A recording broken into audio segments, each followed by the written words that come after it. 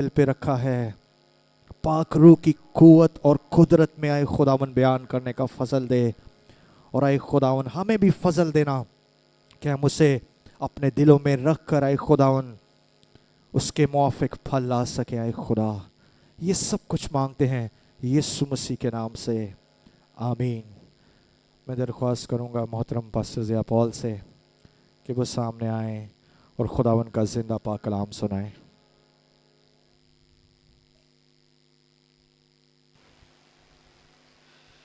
खुदावंद यीशु मसीह के नाम में आप सबकी सलामती हो। आइए आज सुबह हम अपनी नसीहत के लिए ज़बूर की किताब खोलें। साम 137, ज़बूर 137।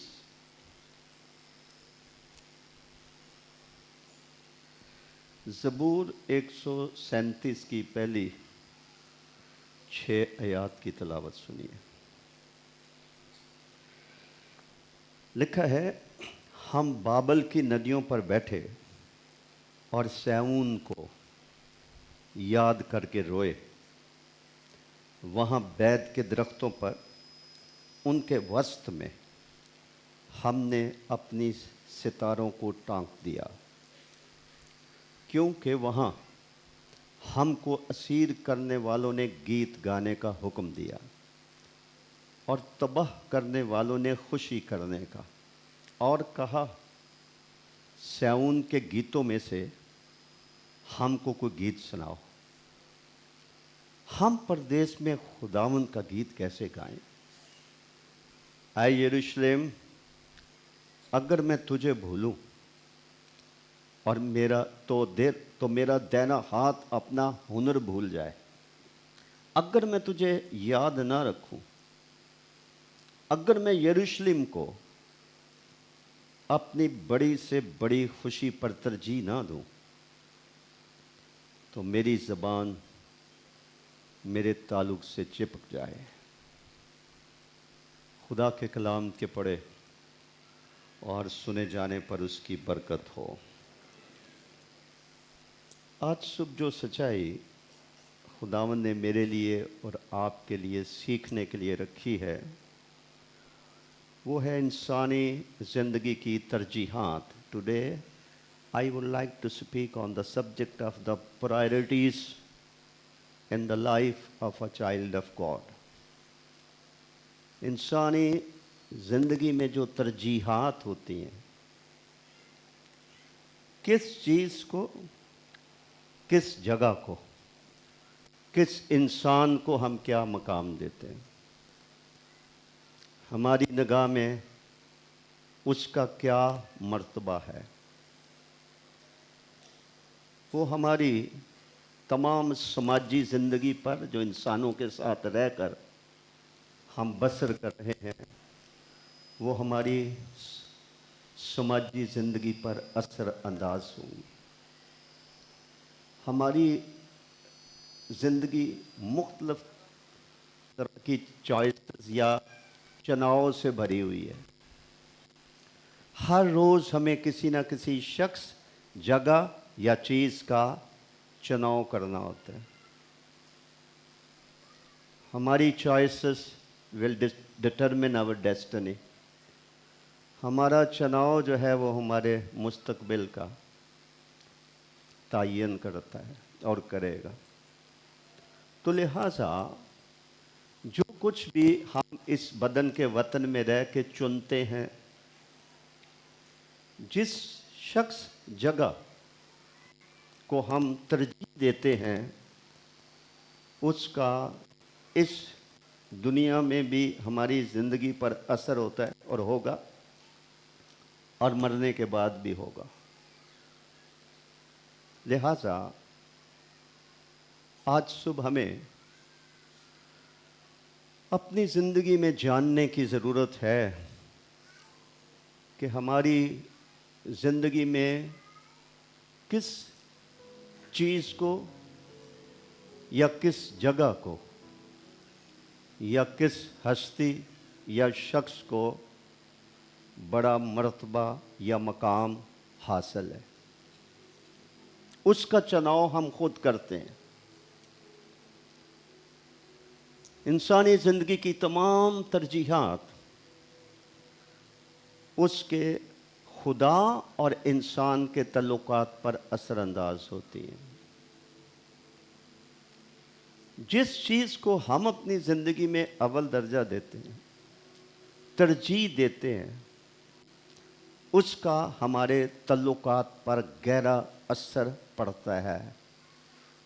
भले वो तल्लुकात खुदा के साथ हो या वो तल्लुकात इंसानों के साथ हो। फिर हमारी तरजीहात का हमारी अपनी रूहानी ज़िंदगी और रूहानी तरक्की, कामल होना या ना होना, और फिर हमारी खिदमत पर उसका बड़ा असर होगा। जिस चीज़ की हमारी ज़िंदगी में तरजीह है या अव्वल दर्जा है। फिर जैसे मैंने पहले कहा कि हमारी तरजीहात का हमारी आक़िबत के साथ बड़ा ताल्लुक़ है।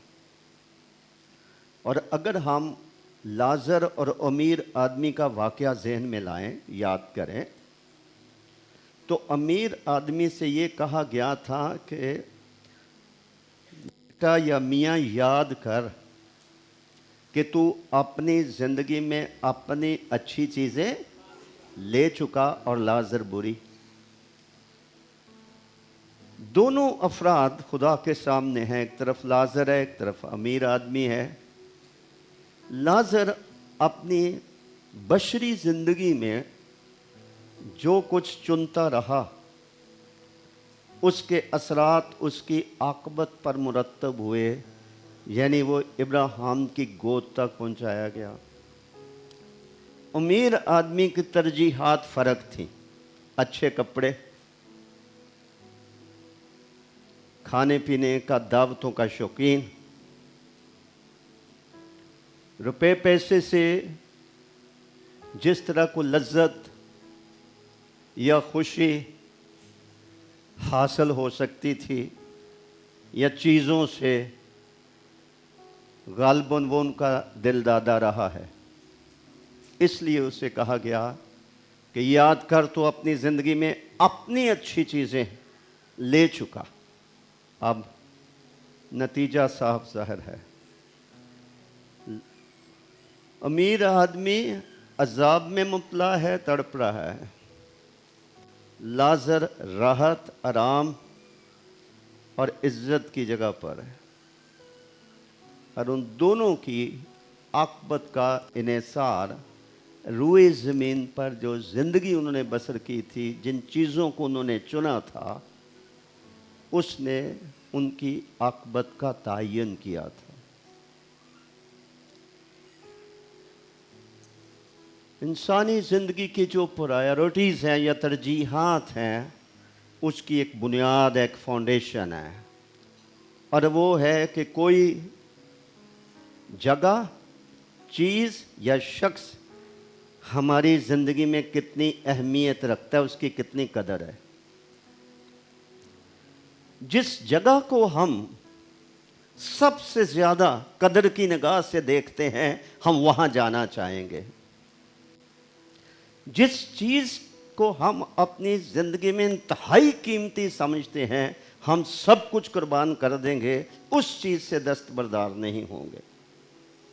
जिस शख्स को हम सबसे ज़्यादा पसंद करते हैं या प्यार करते हैं और उसका एक बुत बनाकर अपनी रूह, जान और बदन और बातन में हमने समाया हुआ होता है, लोग माँ बाप की इज़्ज़त को पाँव के नीचे रौंद देंगे, लोग खुदा की बेइज्जती कर देंगे, उस शख्स से पीछे नहीं हटेंगे, क्योंकि वो शख्स, चीज़ या जगह उस इंसान की निगाह में सबसे ज़्यादा कीमती है।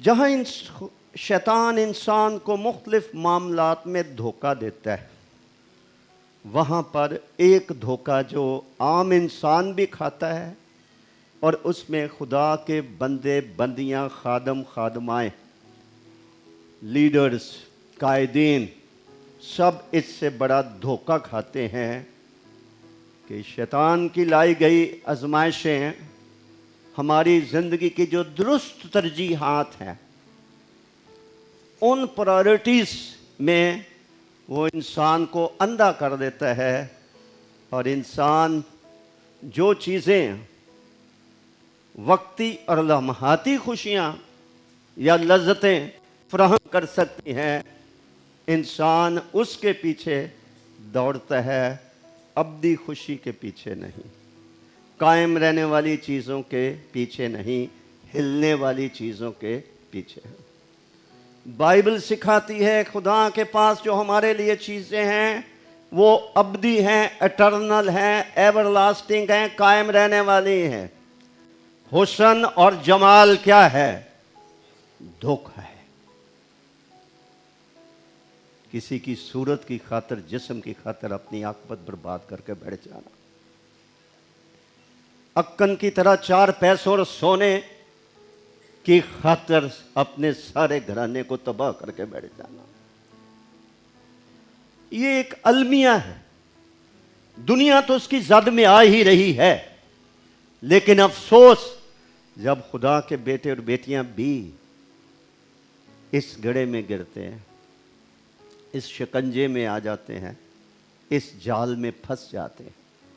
खुदा की शान यह है कि खुदा किसी गुनाहगार की हलाकत नहीं चाहता, तो वो ईमानदार की, अपने बेटे या बेटी की हलाकत चाहेगा। वो कब्ल अज़ वक्त हमें मुफीद तालीम देकर खबरदार करता है, जगाता है, होशियार करता है कि किसी के फ्रेब में ना आना, भले वो इंसान हो, भले वो शैतान हो, क्योंकि वो हमारा खैर खा, वो हमारा खालिक है, वो हमारा हमदर्द है, वो हमारा फ़ायदा सोचता है, वो हमारी भलाई सोचता है, इसलिए वो हमें मुफीद तालीम देता है। इस दुनिया में कई महाज हैं ऐसे जिन पर इंसान लड़ते हैं, जिसमें ईमानदार भी शामिल हैं। एक महाज है दुनियादारी का। दुनिया जो कुछ कर रही है, जो कुछ वो पसंद करती है, जो कुछ दुनिया के लोग पसंद करते हैं, बहुत दफ़ा हम इस ऐप में, इस गड़े में गिर जाते हैं, ये कह के कि दुनिया क्या कहेगी। हाला हमने पढ़ लिया हुआ है, ना दुनिया से मोहब्बत रखो, ना उन चीज़ों से जो दुनिया में है।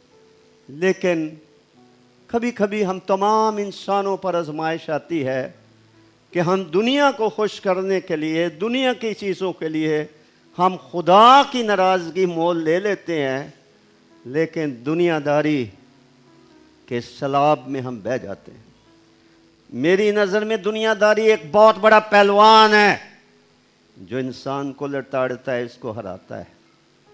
ईमानदार की शान यह है कि वो कहे कि दुनिया मेरे लायक नहीं है, आई डोंट केयर, मेरी निगाह में बाला की चीज़ों पर है। ईमानदार कहे दुनिया मेरे लायक नहीं है, जैसे इब्रानियों के खत में लिखा 11वें बाब में। ईमान के सूरमा बुजुर्गों का जब जिक्र किया गया, हमारा लिखा है दुनिया उनके लायक नहीं थी, यानी वो दुनिया को अपने लिए कुछ नहीं समझते थे, उनकी निगाह ऊपर थी, अजर पाने पे लगी है, शाबाश हासिल करने पर लगी हुई है और आसमानी चीज़ों के हसूल पर लगी हुई है।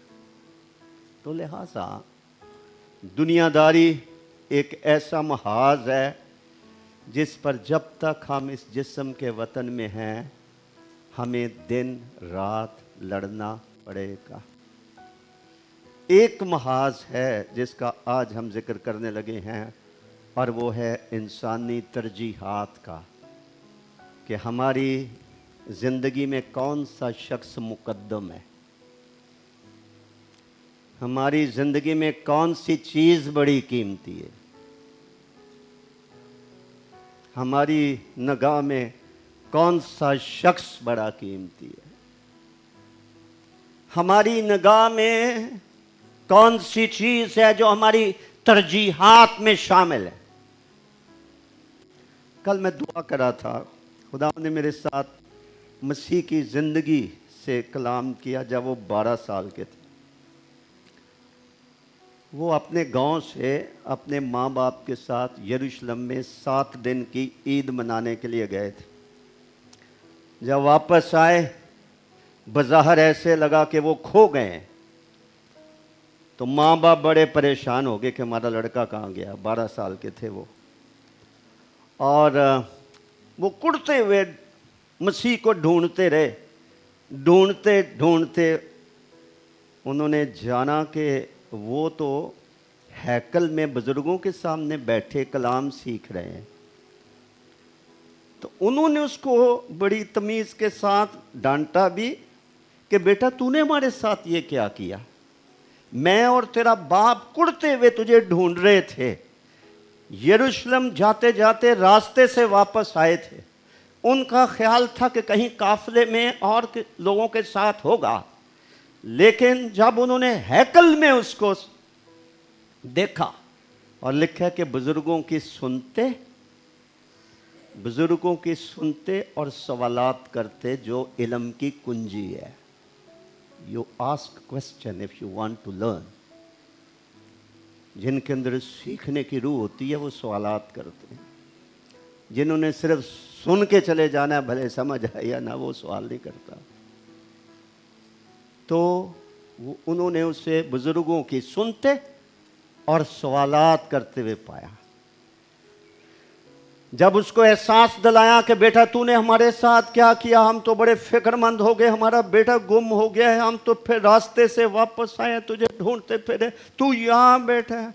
उसने कहा तुम मुझे क्यों ढूंढते थे? क्या तुम्हें मालूम ना था कि मुझे बाप के हाँ या बाप के घर में होना है? 12 साल के लड़के की अगर दिलचस्पी खुदा के साथ हो जाए, खुदा के घर के साथ हो जाए, तो आज खुदावंद यीशु मसीह की ज़िंदगी से 12 साल का लड़का या लड़की या हम किसी भी उम्र में हैं, हम ये बात सीख सकते हैं कि 12 साल की जो टीन एज होती है, उसमें जितनों को भी खुदा ने औलाद दी हुई है, आपको पता है बच्चों की दिलचस्पियां क्या होती हैं। लेकिन ये वो यीशु जो हिकमत में और कद्दो कामत में और इंसान और खुदा की निगाह में तरक्की करता जा रहा था, उसके नज़दीक खुदा के घर की बड़ी अहमियत थी। वो खुदा के घर में है, वो बुज़ुर्गों की सुन रहा है, उनसे सवालात कर रहा है ताकि समझे और समझ के दूसरों को समझाए। जो हवाला मैंने आपके सामने पढ़ा, इसमें बड़ी सोचो विचार करने और चैलेंज और ललकारने की एक बात यहाँ दर्ज है 137 ज़बूर में। यहाँ हमने पढ़ा कि ऐ यरूशलेम अगर मैं तुझे भूलूं। यरूशलेम इंसानी और सियासी दुनिया में सारी दुनिया का मरकज़ है, क्योंकि वो खुदावन का शहर है, वो दाऊद का शहर है। और यरूशलेम के दुनिया की पॉलिटिक्स में, मज़हब में, मज़ाहब में, बल्कि जो मकाम है दुनिया के किसी शहर का नहीं है। और यरूशलेम की जो वजह तस्मिया थी या उसकी जो कदर मंजिलत यहूदी लोगों की निगाह में थी, उसकी बड़ी वजह ये थी कि वहाँ खुदावन का घर था, हैकल थी। लोगों को बताया गया था कि अगर वो यरूशलेम से दूर किसी शहर में हो और दुआ करें तो वो खुदा की हैकल की तरफ रुख करके दुआ करें तो उनका खुदा उनकी सुनेगा। उनको ये तालीम थी कि जब तुमने खुशी मनानी हो, अपनी कुर्बानियाँ चढ़ानी हो, जहाँ दिल करे वहाँ ना करना, वहाँ ला के चढ़ाना जो जगह खुदावन ने तुम्हारे लिए चुनी है। और लोग दूर दराज से कुर्बानियाँ चढ़ाने, ईद मनाने के लिए यरूशलेम में जमा होते थे। अगर ईद 7 दिन तक जारी है तो खैमों में लोग 7 दिन तक यरूशलेम में खुदा की इबादत, खुदा की शुक्रगुजारी, खुदा के हजूर हदिया जात गुजराना, खुदा के हजूर उसके मज़हब पर अपने दिल उंडेलने में गुजारते थे। कलाम का जो हिस्सा आपके सामने पढ़ा गया, ये तकरीबन 586 कबल अज़ मसीह का वाक़या है, जब मौजूदा इराक़, जिसका पुराना नाम बाबल है, बाबलियों ने खुदा का घर जला दिया था, यरूशलेम की फसील गिरा दी थी और यहूदियों को जंगी कैदी या असीर बनाकर ले गए थे। जब उनको लेकर गए तो उन्होंने इन गमज़दा रोते हुए खुदा के लोगों का तमस्खुर उड़ाया और उनको ताना देने लगे उनकी हम्दो सना का, क्योंकि इस्राएल की हम्दो सना बहुत मशहूर थी। जब वो खुदा की इबादत और परस्तिश जोर और सच्चाई से करते थे तो करीब करीब के देहातों में लोग सुनते थे और उनकी परस्तिश के शोर के नतीजे में गैर कौमें समझती थीं कि ये इस्राएली यहूदी लोग हैं जो अपने खुदा की इबादत और परस्तिश कर रहे हैं और उनका खुदा उनमें आया हुआ है। उन्होंने एक तरफ तो इनको असीर कर लिया, जुल्म करके बेड़ियां पहनाकर वो यरूशलेम से इराक़ बाबल में उनको ले गए, तो रास्ते में उनको नदियों के पास ठहराया और उनको कहने लगे कि सैऊन, जो कि कलीसिया की एक तस्वीर है, सैऊन के गीतों में से हमें को गीत तो सुनाओ। बहुत बड़ा चैलेंज था। खुदा का कलाम सिखाता है कि अगर कोई मुसीबत ज़दा हो तो दुआ करे, खुश हो तो हमद के गीत गाए। ये तो जंगी कैदी थे, ये तो कोड़े खाकर, ये तो जुल्म सहकर, ये तो बेड़ियां पहने दुश्मनों के हाथों यरगमाल बनाए गए थे। वो घोड़ों पर सवार हैं और ये कैदियों की तरह पीछे घसीटे जा रहे हैं और उनको कहा जा रहा है कि अपने खुदा की हम्दो सना का कोई गीत तो में सुनाओ। और वो कह रहे हैं कि हम अपने देश से दूर, अपने खुदा के घर से दूर, हैकल से दूर, जबकि हम कैदी हैं, हम कैसे खुदा का गीत सुनाएं। उन्होंने अपने सतार दरख्तों पे टांक दिए हैं, उनकी आंखों में आंसू हैं, लेकिन दिल से खुदा के घर और यरूशलेम की याद नहीं गई है। ऐ यरूशलेम, अगर मैं तुझे भूल जाऊं तो मेरा देना हाथ अपना हुनर भूल जाए। याद रखिए, इंसान के जीने का और उसकी ज़रूरियात के पूरे किए जाने का बड़ा ताल्लुक उसके हुनर के साथ है कि वो क्या करके अपनी ज़रूरियात पूरी कर सकता है, पैसे कमा सकता है। ऐ यरूशलेम, जिससे मुराद है खुदा की हैकल, खुदा का घर, जहां यहोवा खुदा रहता, पाक तरीन मकाम में रहता है। ये लोग जिस्मानी तौर पर तो जुल्म करके हमें असीर करके ले जा ही रहे हैं, लेकिन हमारे दिलों से तेरे घर की मोहब्बत तो नहीं गई। भले हम खताकार हैं, भले हम नाफरमान हैं, लेकिन हम तेरे लोग और तेरी चरागाह की भेड़े हैं। सो ऐ यरूशलेम, अगर मैं तुझे भूलूं तो मेरा देना हाथ अपना हुनर भूल जाए। फिर दूसरी मर्तबा कहा गया 6ठी आयत में, अगर मैं तुझे याद ना रखूं अगर मैं यरूशलेम को अपनी बड़ी से बड़ी खुशी पर तरजीह ना दूं तो मेरी जबान मेरे तालू से, दो चीजों का उन्होंने जिक्र किया, दाहिने हाथ का और जबान का। दाहिना हाथ कमा कर अपनी और अपने बीवी बच्चों की ज़रूरियात पूरी करने के लिए बहुत ज़रूरी था, हुनर बहुत ज़रूरी था। जिनके पास को हुनर होता है उनको किसी के आगे हाथ नहीं फैलाना पड़ता। और नौजवानों, किसी के अंदर शादी का शौक़ नहीं होना चाहिए जब तक आपको हुनर सीख कर अपने पाँव पे खड़े नहीं होते। जब तक आप बीवी बच्चों के नए घर बनाने के अखराजात आप पूरे करने की सलाहियत अपने अंदर पैदा नहीं कर लेते, सारी उम्र धक्के खाओगे, लोगों की तरफ देखोगे और उनके आगे हाथ फैलाओगे।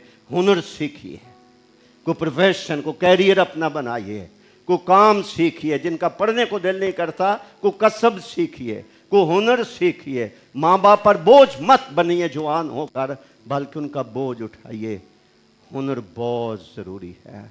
लैंग्वेजेस सीखो, इल्म हासिल करो। आज इल्म का दौर है, दुनिया पढ़ लिख कर कहाँ की कहाँ पहुँच गई है। तो एक तरफ तो अपने दाहिने हाथ का जिक्र किया कि मेरा दाहिना हाथ अपना हुनर भूल जाए, यानी मुझे रुपये पैसे के हवाले से कितना भी नुकसान हो जाए, मैं मिट जाऊं, मैं कंगला हो जाऊं, लेकिन मैं तेरे घर को नहीं भूल सकता जहाँ तू रहता है, जहाँ तूने बरकत का हुक्म दिया, जहाँ तू कुर्बानियाँ कबूल करता, जहाँ तू फरियाद और मिन्नत और इल्तिजा को सुनता, दुआओं का जवाब देता, जहाँ हमारी तेरे साथ मुलाकात होती, जहाँ तेरे नहायत कीमती और बड़े वादे हैं, और जिसके बारे में तूने कहा है कि अगर तुम मेरी हैकल की तरफ रुख करके दुआ करोगे तो मैं आसमान पर से तुम्हारी दुआ सुनूंगा। तो इस अहम जगह को इंसान कैसे भूल सकता। दूसरा जिक्र उन्होंने किया ज़बान का। ज़बान ही से इंसान खुदा की हम्दो सना करता है।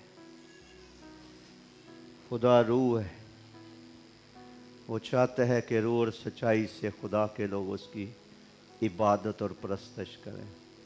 वो चाहता है कि वो खुशी से खुदा के हुजूर नारे मारें, वो बुलंद आवाज़ से खुदा की तारीफ़ और उसकी तमजीद करें। तो आए यरूशलेम, अगर मैं तुझे याद ना रखूं, अगर मैं तुझे भूल जाऊं, मेरा दाहिना हाथ अपना हुनर भूल जाए, मेरी ज़बान मेरे तालू से चिपक जाए।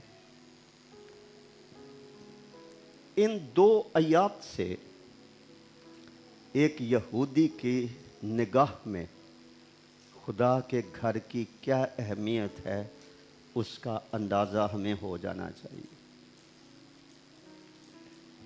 खुदा को भूलना, खुदा के घर को भूल जाना, उसी सूरत में इंसान भूलता है या भूलेगा जब उसकी तरजीहात दुरुस्त नहीं होंगी। यहाँ इनकी तरजीहात यहोवा खुदा है जो अनदेखा है, जो अपनी मुकद्दस हैकल में रहता है।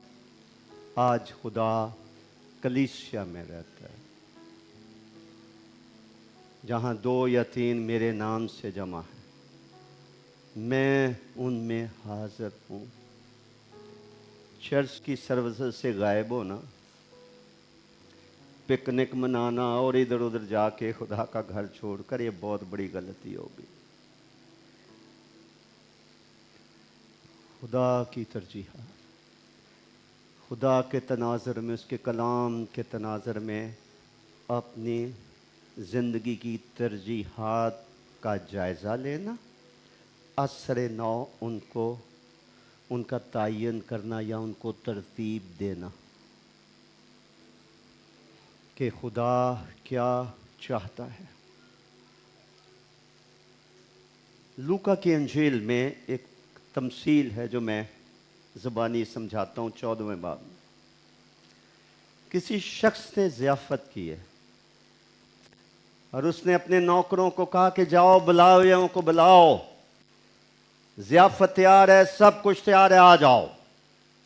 जब नौकर गए तो किसी एक शख्स ने कहा, मैंने तो खेत खरीदा है, इसलिए मुझे माजूर रख, मैं नहीं आ सकता।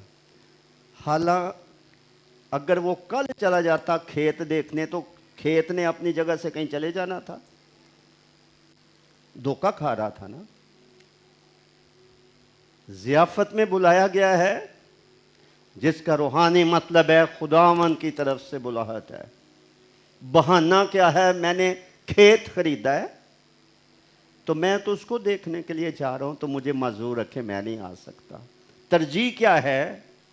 बुलाने वाले की इज्जत नहीं है, बुलाने वाले का प्यार नहीं है। बुलाने वाले ने जो इज्जत दी है उसको बुलाकर उसको कोई अहमियत नहीं है। उसकी निगाह में अहमियत किसकी है? ये वही बात है जो मसीह ने कही थी, जहां तेरा माल है वहां तेरा दिल। समझा ही नहीं है कि सबको थोड़ी बुलाया गया है, मुझे बुलाया गया। मेरे लिए कितनी ऑनर है, मुझे जाना चाहिए, सारे काम छोड़ के भी जाना चाहिए। नहीं, तरजीह खेत है।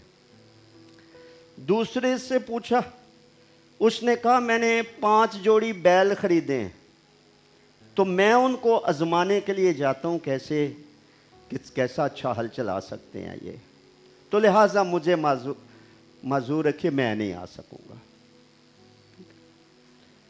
अब वो ज़ियाफ़त के बाद या अगले दिन वो इन 5 बैलों को जाके जोत के आजमा सकता था, ये कैसा हल चला सकते हैं, लेकिन शैतान ने अंधा किया हुआ था। तीसरा शख्स वो कहने लगा कि दरअसल मैंने तो किया नई नई शादी, तो मैं तो इस सबब से नहीं आ सकता। हालांकि वो बीवी को भी साथ ले जा सकता था, उन्होंने निकाल देना था।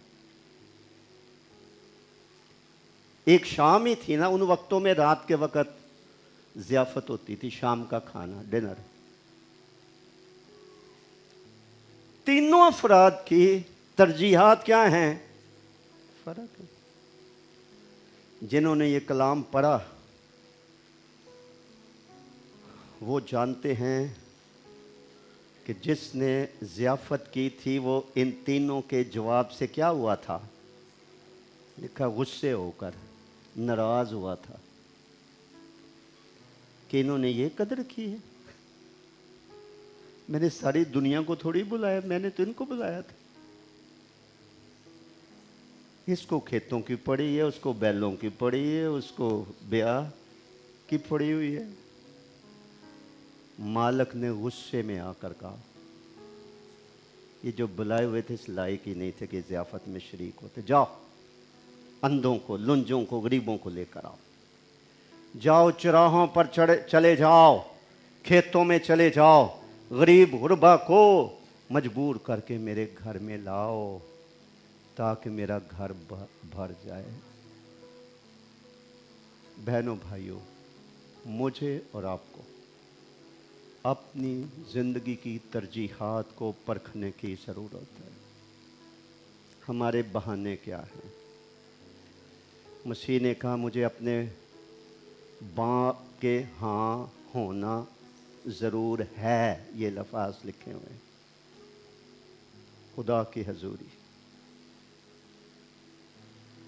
हर खुदा का बेटा और बेटी अपने आप से सवाल करे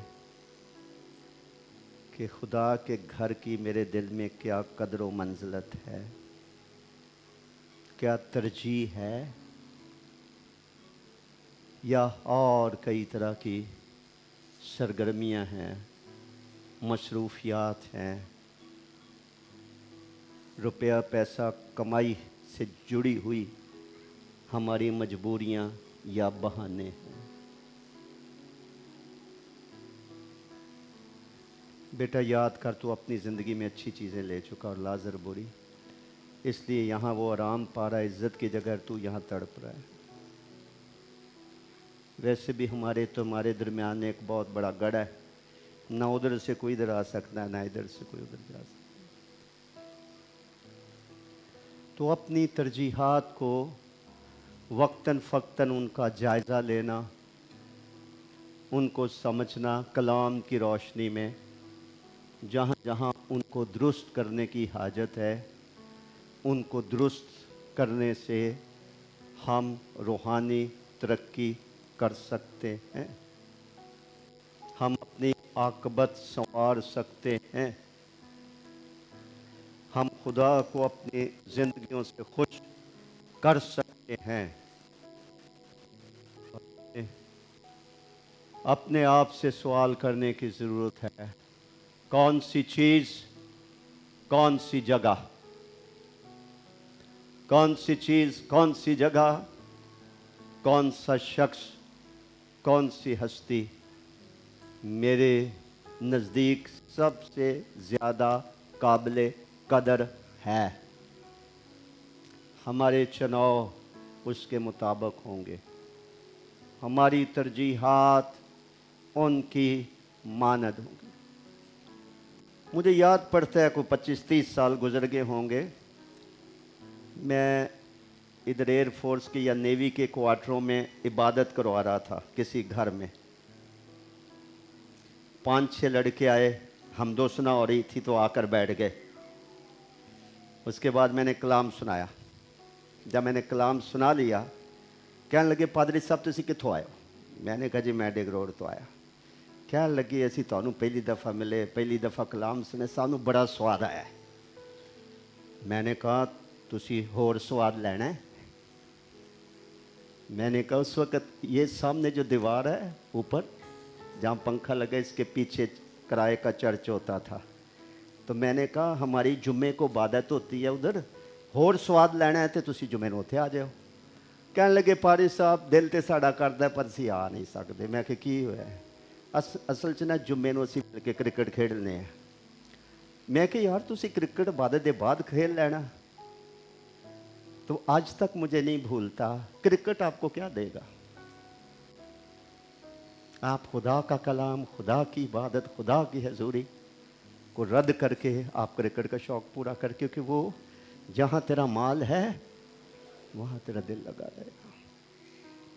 नहीं आए वो, वैसे वो मेरी बड़ी तारीफ़ें कर रहे थे।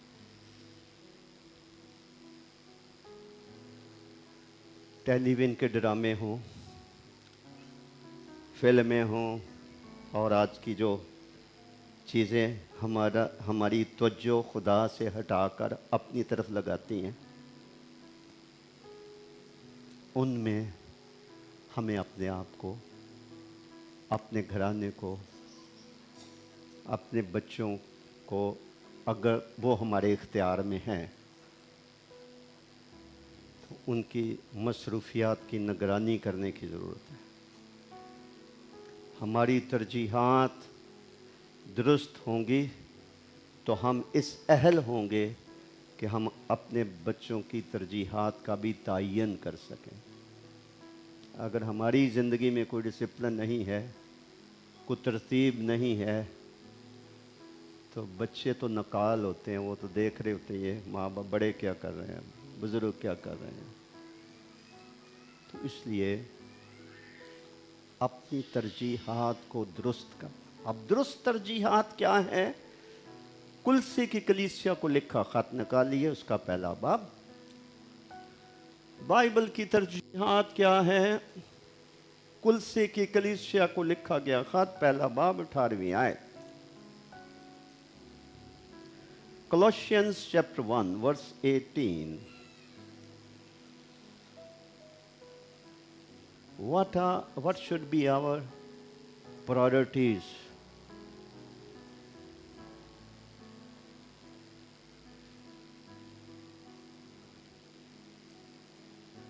तेरहवीं आयत से मैं पढ़ रहा हूं, बल्कि 12वीं से। और बाप का शुक्र करते रहो जिसने हमको इस लायक किया कि नूर में मुकद्दसों के साथ मेरास का हिस्सा पाए। उसी ने हमको तारीकी के कब्जे से छुड़ाकर अपने अजीज बेटे की बादशाही में दाखिल किया, जिसमें हमको मखलसी यानी गुनाहों की माफ़ी हासिल है। वो अनदेखे खुदा की सूरत तो तमाम मखलूक़ात से पहले मालूद है, क्योंकि उसी में सब चीज़ें पैदा की गई, आसमान की हों या ज़मीन की, देखी हों या अनदेखी, तख्त हों या रियासतें या हुकूमतें या इख्तियारात, सब चीज़ें उसी के वसीले से और उसी के वास्ते पैदा हुई हैं। वो सब चीज़ों से पहले है और उसी में सब चीज़ें कायम रहती हैं। वही बदन यानी कलीसिया का सर है, वही मबदा है और मुर्दों में से जी उठने में पहलौठा, ताकि सब बातों में उसका अव्वल। ये है बिब्लिकल प्रायोरिटीज। बातों में उसका दर्जा क्या हो? अव्वल हो। जो मकाम खुदा बाप बेटे रूहुल कुद्स का है, वो ना किसी चीज़ को हम दे सकते, ना किसी जगह को दे सकते हैं और ना हम किसी इंसान को दे सकते हैं।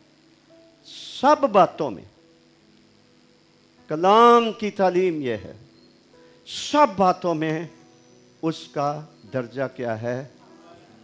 ज़बा किया हो बर्रा ही, तारीफ, तमजीद, इज्जत, बुजुर्गी, सिजदे, तकरीम, इबादत के लायक। हमारे पास चुनाव है।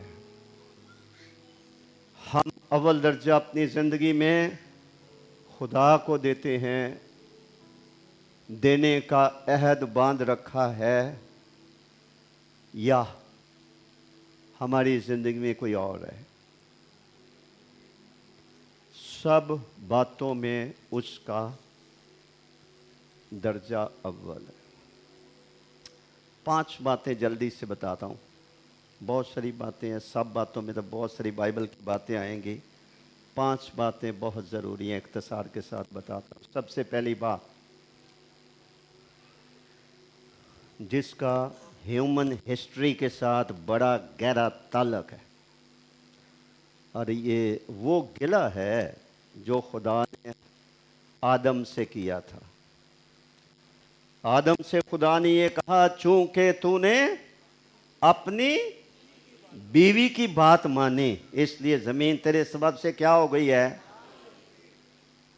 तो जिसका सब बातों में अव्वल दर्जा है, इसका मतलब ये हुआ कि खुदा से बढ़कर हम किसी और की बात नहीं मान सकते।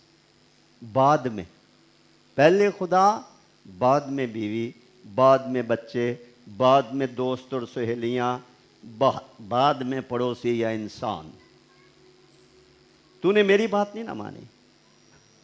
मैंने कहा था जिस रोज तुमने इस दरख्त का फल खाया तो मर जाओगे, तुमने मेरी बात नहीं माने, तूने अपनी बीवी की बात मानी। इसका मतलब है कि खुदा फरमाबरदारी का तकाजा करता है।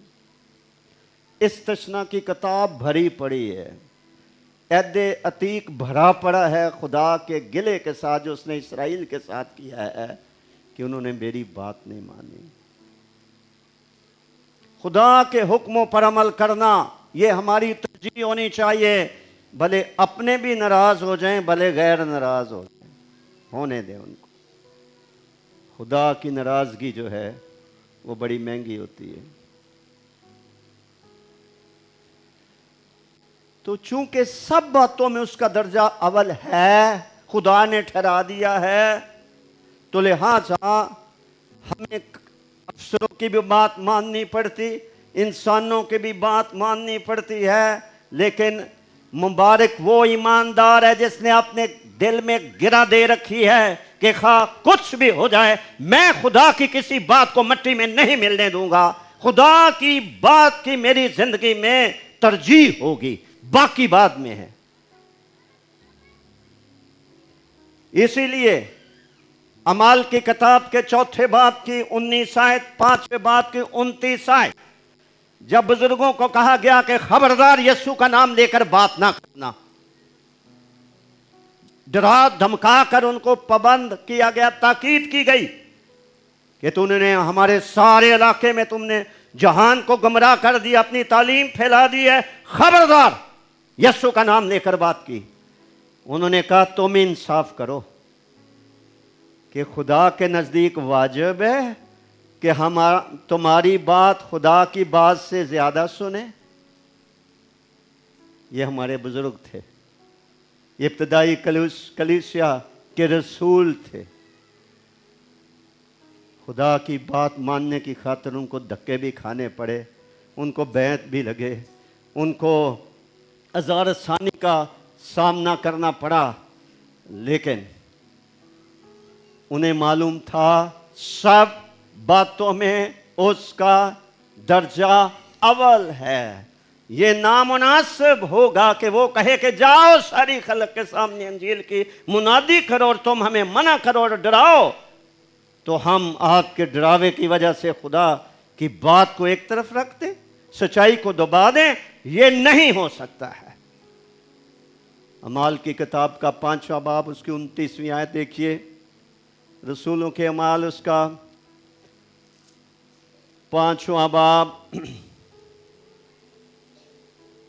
उसकी 29वीं आयत में लिखा है, बल्कि 27वीं आयत से पढ़ता हूं।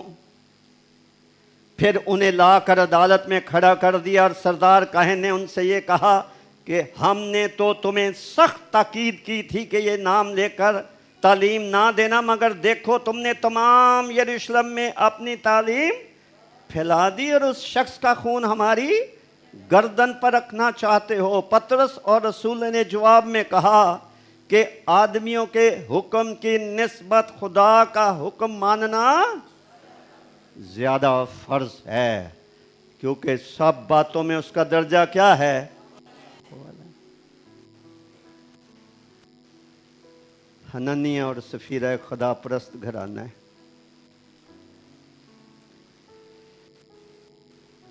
शौहर ने अगर बीवी को कहा कि जब कलीसिया में पूछा जाए तो उनको ये कहना कि हमने सब कुछ बेचकर खुदा के घर में डाल दिया, उसके साथ एका किया, दोनों हलाक हो गए।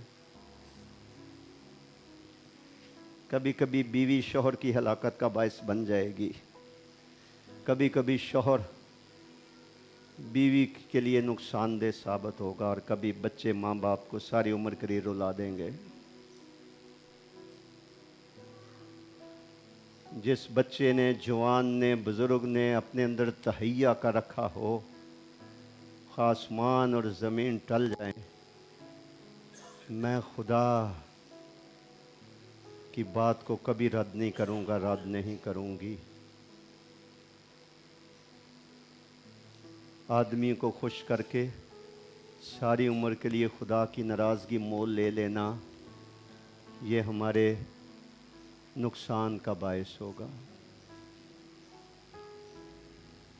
खुदा का हुक्म मानना, उससे अव्वल दर्जा देना।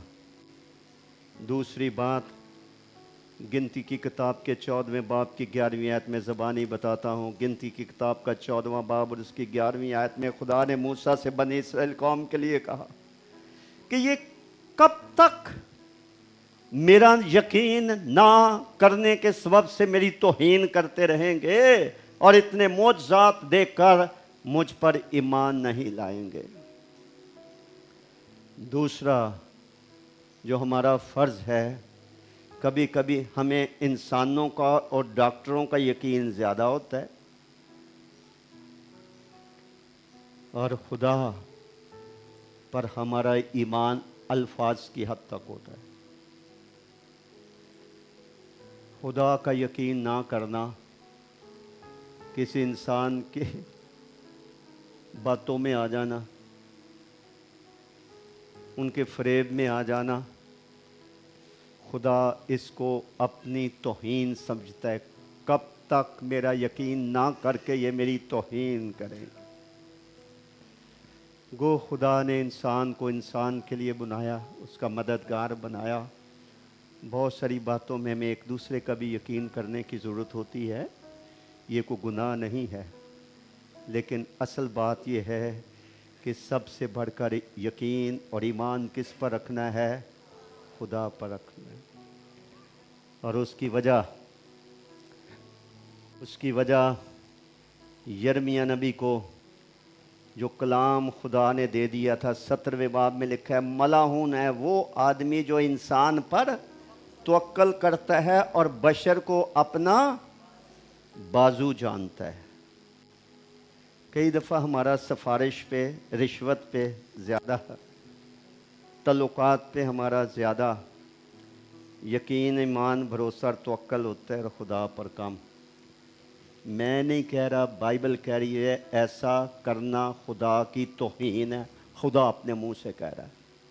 ये कब तक मेरे मौजज़ात देखने के बावजूद, मेरी कुदरत देखने के बावजूद बनी इसराइल से वो गिला कर रहा है? ये मेरा यकीन ना करके मेरी तौहीन करते रहेंगे। तो जहाँ तक यकीन और ईमान का ताल्लुक है, कितना भी कोई इंसान मुखलिस हो और आपके साथ वादे करे, वो इंसान है, बशर है, कई बातों में वो बेबस हो जाएगा। वो अपनी कही हुई बात पर शायद मजबूरियों की वजह से कायम ना रह सके, लेकिन खुदा है जिस पर हमें ईमान रखने, यकीन करने के हवाले से उसको अव्वल दर्जा देने की ज़रूरत है। अगर खुदा ने कह दिया तो हवा मुखालफ भी क्यों ना हो, हालात इसके उलट ही क्यों ना नज़र आ रहे हों, हमारे जहन में होना चाहिए चूँकि खुदा ने कहा है। खुदा इंसान नहीं कि झूठ बोले, वो बशर नहीं है कि वरादा अपना बदल ले। अगर उसने कहा तो वो करेगा। इससे बड़ी श्योरिटी क्या हो सकती है जो मसीह ने दी, जो किसी नबी पैगंबर ने नहीं दी है। उन्होंने कहा आसमान और ज़मीन तो, लेकिन मेरे मुंह की बातें हारगिज़ ना टलें। तो फिर क्या चाहिए? क्यों हम आंसू बहाते हैं? क्यों हम खुद तरसी, सेल्फ पिटी, अपने आप को कोसना, नाउमीद हो जाना, ज़िंदगी से नाउमीद हो जाना, खुदकुशी के ख्यालात अपने अंदर पंपने देना, ज़िंदगी से मायूस जाना? भाई हम कमज़ोर हुए होंगे, हम गिरे होंगे, खुदा तख्त नशीन है, उसकी ताकत कम नहीं होती है। वो दिनों और हफ्तों में और घंटों में वो हालात बदल देता है, माहौल बदल देता है, फैसला जात बदल देता है, जहनीत बदल देता है, लोगों के रवैये बदल देता है, तौर तरीके बदल देता है। ये वो हस्ती है जिसने कहा देख मैं हर एक चीज़ को नया बना देता हूँ। तो जिन हालात में से भी हम होकर गुजर रहे हैं, खुदा का यकीन करें। मसीह ने भी गिला किया, तुम मेरा यकीन क्यों नहीं करते? मेरे कामों को तो देखो। मैं कह रहा हूं मैं खुदा की तरफ से भेजा गया और आया हूं, तुम मेरा यकीन क्यों नहीं करते? याद रखिए, एक टर्म इस्तेमाल होती है ट्रस्ट डेफिसिट, यानी यकीन और भरोसे की कमी। वो इंसानों में बहुत ज़्यादा है। और जो शख्स भी आपका यकीन ना करे, आप सच्चे और मुखलिस हों, वो आपका यकीन ना करे तो वो आपके लिए ठोकर का बायस बनेगा। आपको तकलीफ़ होगी कि मैं आप दिल चीर के तो नहीं ना दिखा सकता, नहीं दिखा सकती कि मेरे दिल में क्या है। लेकिन अगला शख्स यकीन ना करे तो फिर इंसान का दिल तोड़ता है या नहीं? इसी तरह से वो तो खुदा है, वो तो खुदा है। वो कोई वादा करे, वो कोई उम्मीद दिलाए और हम डामाडोल हों, हमें कभी यकीन आए कभी ना आए, तो फिर क्या होगा? खुदा के कहने के मुताबिक ये खुदा की तौहीन है। तो सब बातों में उसका दर्जा अव्वल है, फरमाबरदारी में, बात मानने में, और फिर ईमान रखने में। और तीसरी बात जो इंसान की भी ज़रूरत है और ऊपर वाले की भी ज़रूरत है, वो है इज़्ज़त। Every person wants to be respected.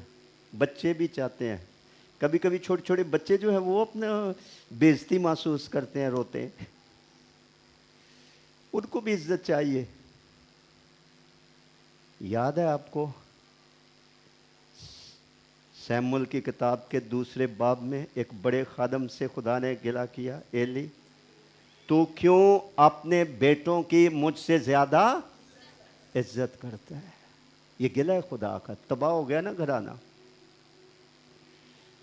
अफसोस उन पर है जो इज्जत के भूखे हैं। इज्जत का भूखा होना बशरी कमज़ोरी है, और खुदा का किसी को इज्जत से नवाजना वो तो खुदा की बरकत है। तो एली का है, उससे गिला क्या किया गया, तू क्यों अपने बेटों की मुझसे ज्यादा इज्जत करता है। पहला सैमुअल 2 बाब 29 आयत में लिखा। फिर आगे लिखा है, मजीद खुदा ने इस पर रोशनी डाली और कहा, जो मेरी इज्जत करेगा मैं उसकी इज्जत करूंगा, जो मेरी इज्जत नहीं करेगा वो बेकदर हो जाएगा, वो बर्बाद हो जाएगा। ऐसी डाली की तरह जो सूख जाती है, काट डाली जाती है और फेंक दी जाती है, रिजेक्ट हो जाती है इंसानों के पांव के तिले। यानी जिसको जितनी इज्जत की ज़्यादा भूख है उतनी उसकी बेइज्जती होनी है।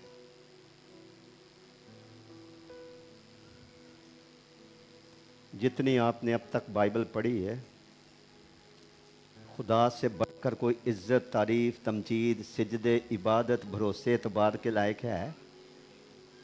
क्योंकि सब बातों में उसका दर्जा क्या है?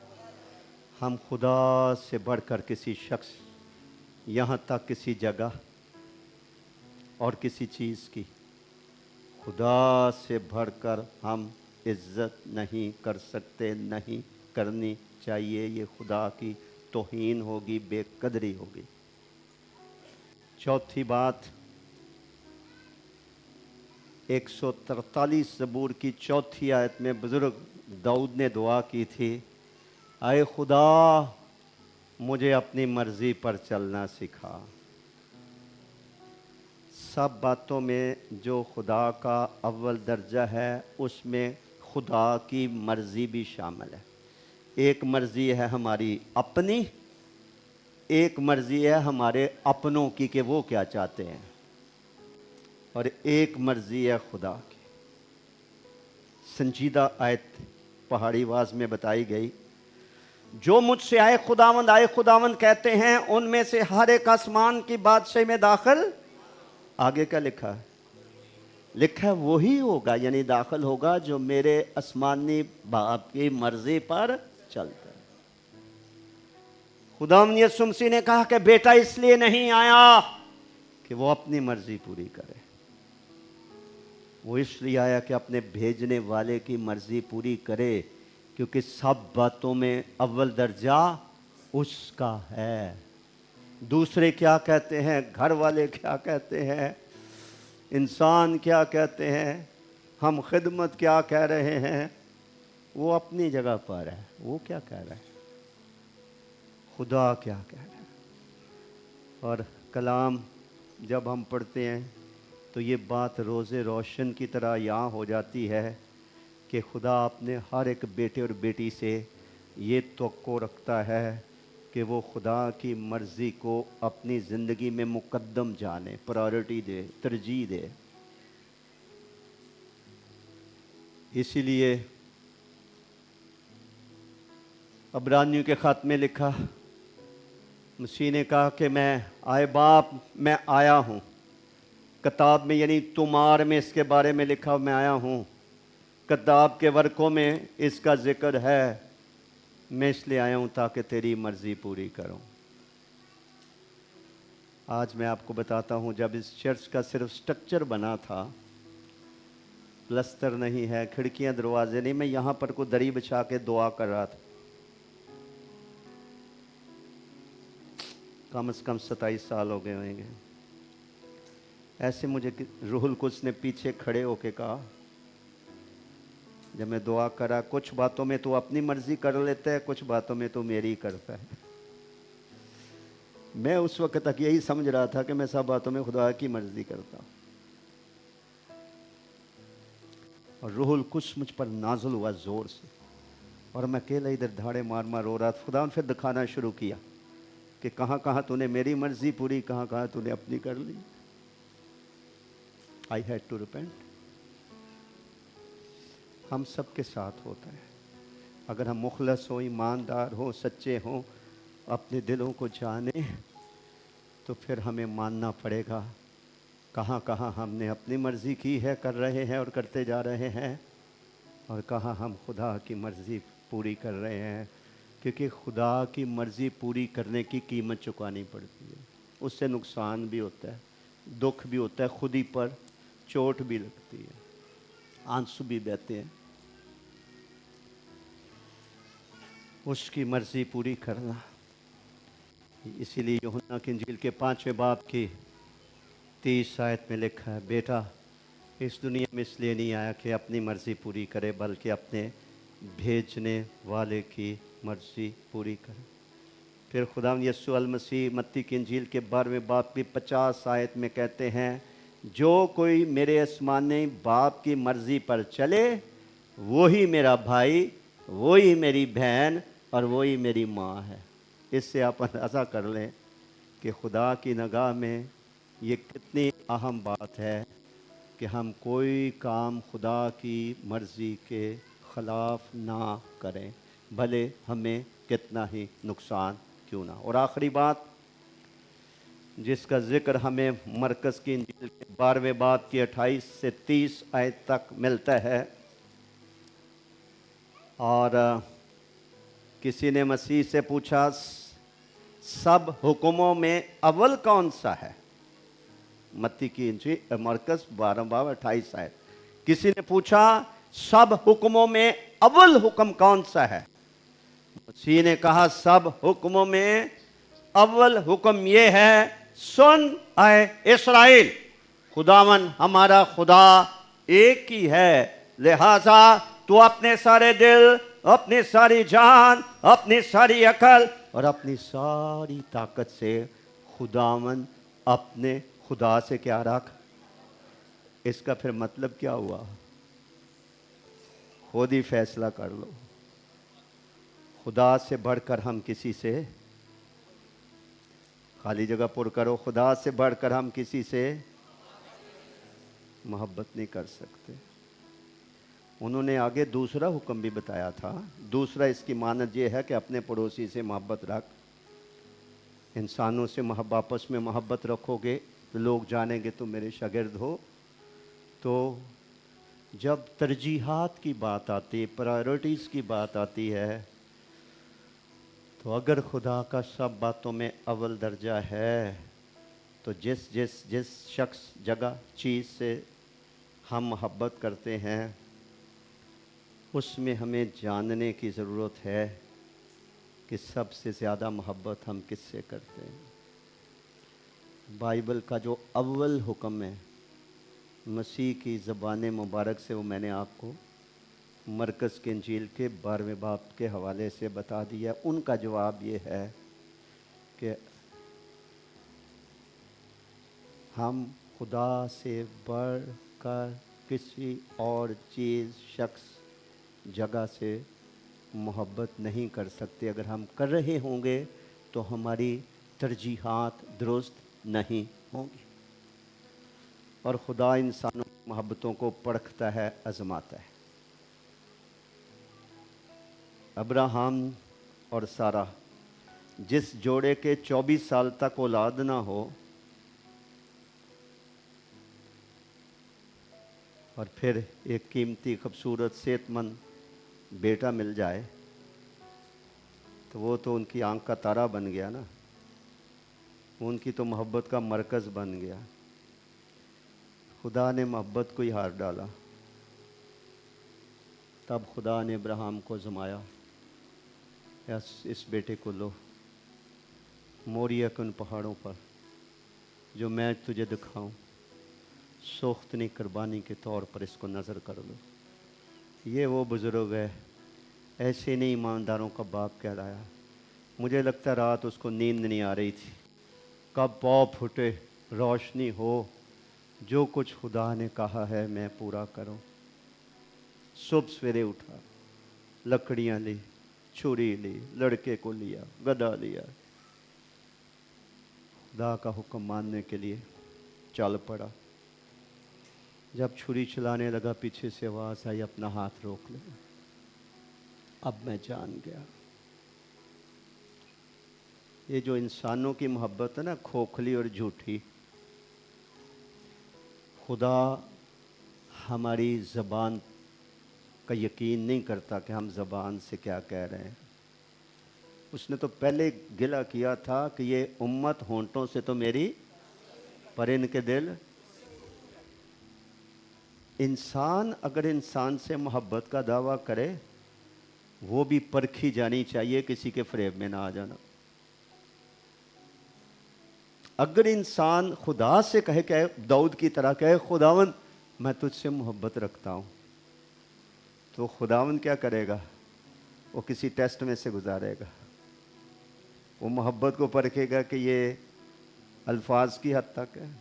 इसलिए तो यूहन्ना के ख़त में लिखा है कि आए भाइयों, हम कलाम, ज़ुबानी कलामी नहीं, हम कलामी से नहीं, हम काम और सच्चाई, दो चीज़ें प्रैक्टिकली, और सच्चाई से मोहब्बत रखें।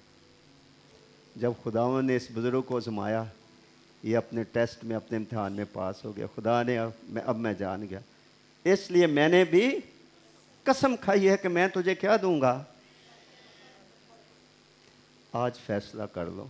बरकत कहीं ढूंढने की ज़रूरत नहीं है, किसी खादम से बरकत की दुआ करवाने की ज़रूरत नहीं, ऑटोमेटिकली आएगी, पीछे चल कर आएगी। आप करके देख लें। इसी बात को एक और पैराए में मसीह ने बयान कर दिया था। उन्होंने कहा पहले खुदा की बादशाही, और पहले जो उन्होंने कहा था उससे क्या मुराद है? अव्वल दर्जा, प्रायोरिटी खुदा की है, अव्वल दर्जा खुदा का है, सब बातों में है। पहले खुदा की बादशाही और रास्तबाजी को तलाश करो, तो बाकी सारी चीज़ें क्या आएंगी। मुझे ये बात बड़ी दिलचस्प लगती है कि जब इब्राहिम अपने बेटे को गुजरानने लगा, तो खुदा ने उसको मोहलत नहीं दी कि वो खुदा से कहे कि अब तू मुझे क्या देगा, मैं तो तैयार हो गया था अपने बेटे को कुर्बान करने के लिए। अभी तो वो सारा प्रोसेस मुकम्मल भी नहीं हुआ था। खुदा ने फौरन ही उसको कहा अपना हाथ रोक लिया, अब मैं जान गया तू मुझसे डरता, तू मुझसे प्यार करता है, इसलिए मैंने भी कसम खाई है। मैंने सारी ज़िंदगी इसको, इस आयत को टेस्ट करके देख लिया है। आप खुदा को वर्दजा दे, दुनिया की हर चीज़ आपके पीछे चल कर आएगी। किसी से मांगने की ज़रूरत नहीं है, कहीं ढूंढने की ज़रूरत नहीं है। मसीह के सादा अल्फाज में कही गई बात कि बाकी सारी चीज़ें, all other things will be added to you, वो भी खुदा तुम्हें देगा। फिर हम गरीब क्यों रहें, फिर हम मस्कीन क्यों रहें, फिर हम लुटे हुए और हारे जुआरी क्यों रहें। हमें मालूम होना चाहिए हमारे साथ खुदा है, मैं अकेला नहीं हूँ, हम अकेले नहीं हैं। लेकिन हमें अपनी ज़िंदगियों में खुदा को अव्वल दर्जा देने का अहद बांधने की ज़रूरत है। इसका जो सबसे बड़ा फ़ायदा होना है ना, हमें खुदा को अव्वल दर्जा देने का, अहद बांधने का, फिर जानबूझकर हम गुनाह नहीं करेंगे।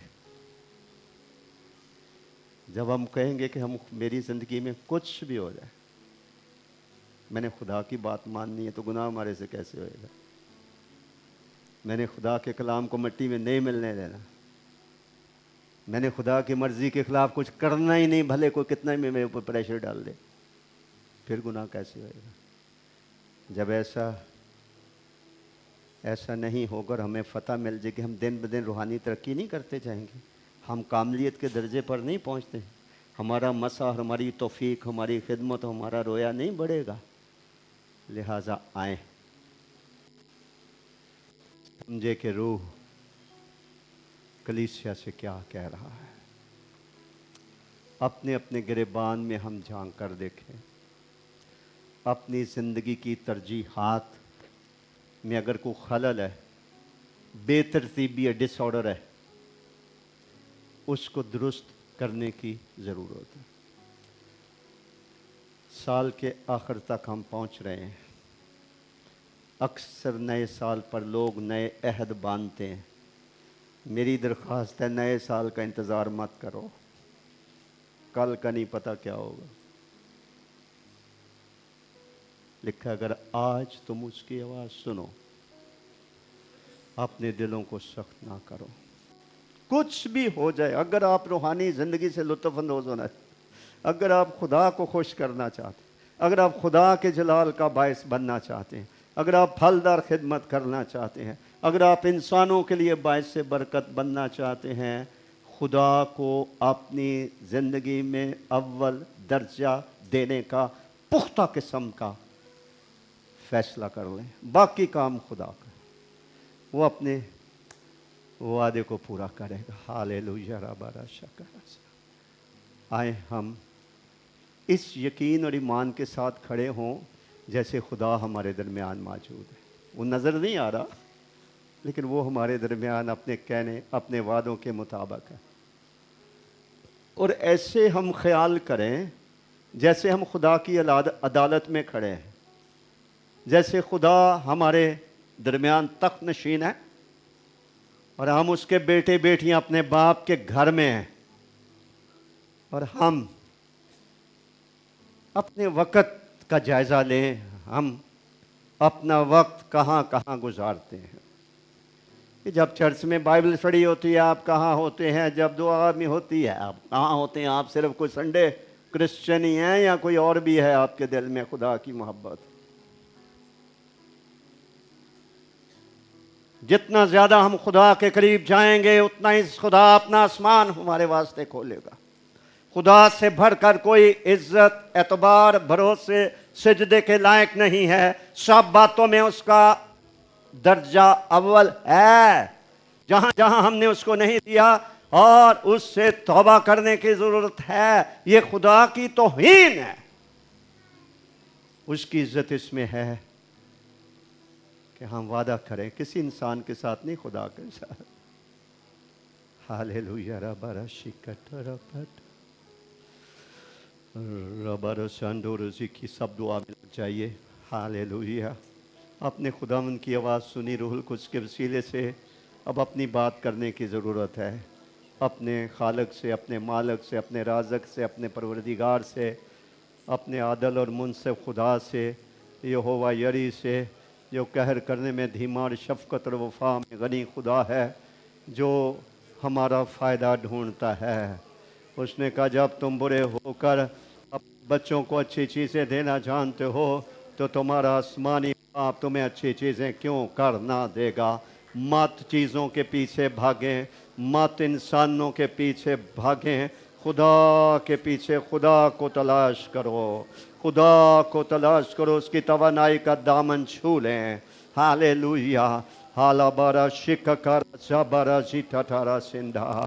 अपने मुंह खुदा के ज़ोर खोलिए, अपने दिल खुदा के ज़ोर खोलिए, अपने पाक खुदा से बातचीत करिए। अपने दिल का हाल, आप सही तरह से खुदा के साथ चल रहे हैं, आपने पहले से खुदा को अपनी ज़िंदगी में अव्वल दर्जा देने का फ़ैसला कर रखा है, तो आप शुक्रगुजारी कर सकते हैं कि खुदावंद तूने मुझे ये फ़ज़ल दे रखा, मैं बहुत खुश हूँ, मैं शुक्रगुजार हूँ। अगर ऐसा नहीं है तो रूहुल कुद्स हम पर जाहिर करेगा, रूहुल कुद्स हम पर जाहिर करेगा और हम उसकी आवाज़ को सुने। नुमर शटर शकटर जंभा मैं गल खुदा दी सुनागा जद करेगा खला। मैं गल खुदा दी सुनागा जद करेगा खरा के ओते अपने बंदे आना पाक लोग का नाल तमाम के ओते अपने बंदे आना पाक लोग का नाल तमाम गल करेगा जो सेवा ऐसुला सलाम तेरी करेगा जो सेवा ऐसुला सलाम तेरी परछाईदा है जो मोड़िए ना इस गल को परछाईदा जो कोरिएना मिसल सोअस, जो चंगा है सो देवेगा, जो चंगा है सो देवेगा, यहोवा बिल यकीन, जो चंगा है सो देवेगा, यहोवा बिल यकीन, ते अपना फसल देवेगी, ये साड़ी सब ज़मीन, ते अपना फसल देवेगी, ये साड़ी सब। हमारे जिंदा आसमानी बाप,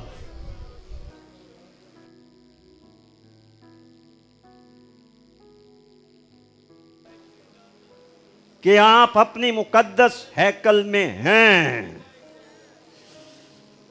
आपका तख्त हमारे दरमियान लगा हुआ है और हम आजिज़ी से आपके फजल के तख्त के सामने दलेरी से आते हैं।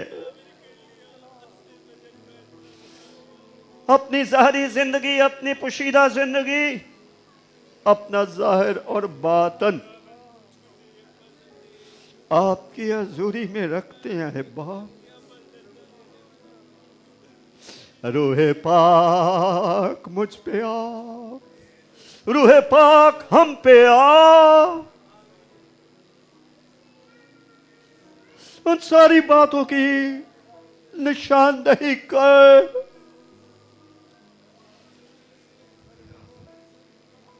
जिनसे आप चाहते हैं कि हम बाज आ जाए। हमारी रूहानी तरक्की के रास्ते की रुकावटें हम पर ज़ाहिर भी कर, उनको दूर भी कर, ताकि सब बातों में हम आपको अव्वल दर्जा देने के लायक हो जाए। हमारे हर एक गुनाह को, गलती को, नाफरमानी को माफ कर दे, अंदर से धो दे, हमें नया बना दे। है खुदा, नया बना दे पा खुदा, हमें अपनी रोशनी दे, रती भर तारीकी भी हमारे अंदर ना रहने दे, हमें ताज़ा गूंदा हुआ आटा बना दे, तेरा मसा हम पर ठहर जाए, तेरी कुदरत हम पर ठहर जाए, तेरी आसमानी आग हमारी जिंदगियों से हर तरह का घास फूस जला कर राख कर दे। पैसे का प्यार हमारे दिलों से निकाल, इज्जत की भूख हमारे दिलों से निकाल, आए खाए खुराबी कलमा खुदाई, अल्लाह बारी ताला मुनार बल्ला यकीन कुल अल्लाह रसानी खुदा। यीशु मसीह के नाम में अपने बच्चों से गहरे तौर पर कलाम कर और सुनी हुई बातों पर गौर करने में मदद कर। जो घरों में ऑनलाइन सर्विस में शामिल हैं, तेरी रूह पर नाजल होए, तेरी कुदरत उनको अपनी लपेट में ले ले, तेरे लोग तुझ में बड़े तरोताजा हो और फतह पाएं, गलबा पाएं और एक कदम आगे बढ़ें, तेरी नज़दीकी और तेरी कुर्बत हासिल करें। उनकी तौफीक को बढ़ा, उनके मसा को बढ़ा, उनकी खुशी को बढ़ा, उनके सुकून और इत्मीनान को बढ़ा, उनके रूहानी कद को बढ़ाए। खुदा हमारी सुन, याकूब के कादिर खुदा और यीशु मसीह में हमारे आसमानी बाप हमारी सुन, क्योंकि हम तेरे प्यारे बेटे अपने मुनज्जी खुदावन यीशु मसीह के पाक नाम का वास्ता देकर मांगते हैं, आमीन आमीन। तशरीफ़ रखिए।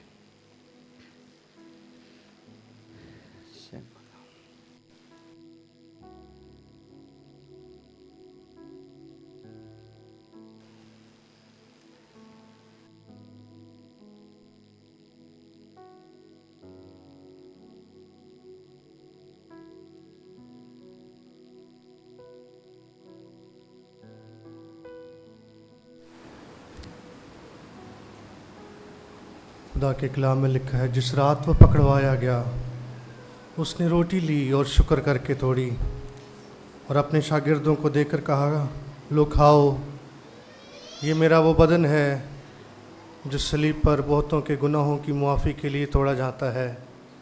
जब कभी तुम इसे खाते हो मेरी मौत का इजहार करते हो।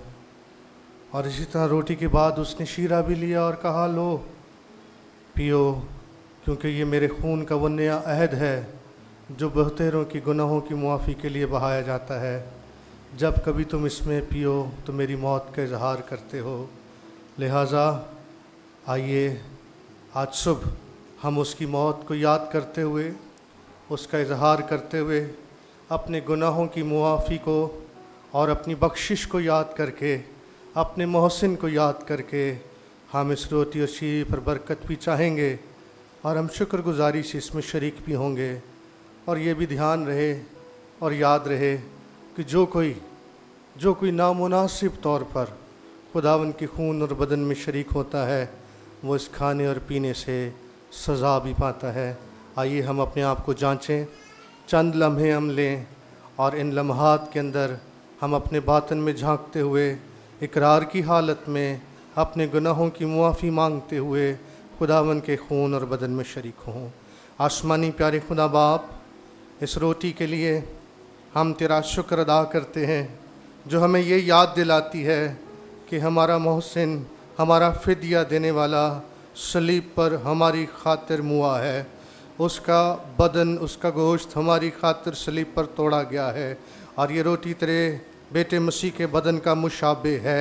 लिहाजा खुदावन पाक खुदा, हम इस रोटी पर तेरी बरकत चाहते हैं खुदा, और ईमान से इसे तोड़ते हैं और इसे खाते हैं, क्योंकि जो कोई तेरा गोश्त खाता है उसमें हमेशा की ज़िंदगी कायम रहती है।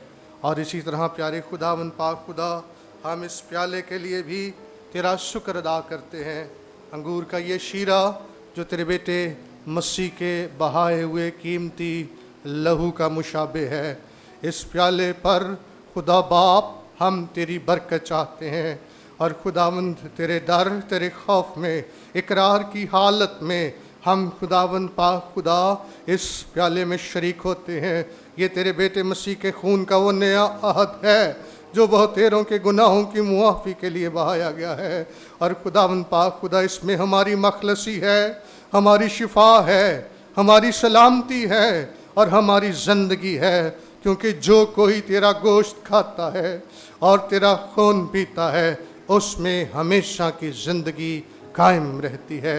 इसलिए खुदा बाप, इस रोटी और शीरे पर हम तेरी कमाल बरकत चाहते हैं और तेरी शुक्रगुजारी करते हैं। यीशु मसीह के नाम से आमीन।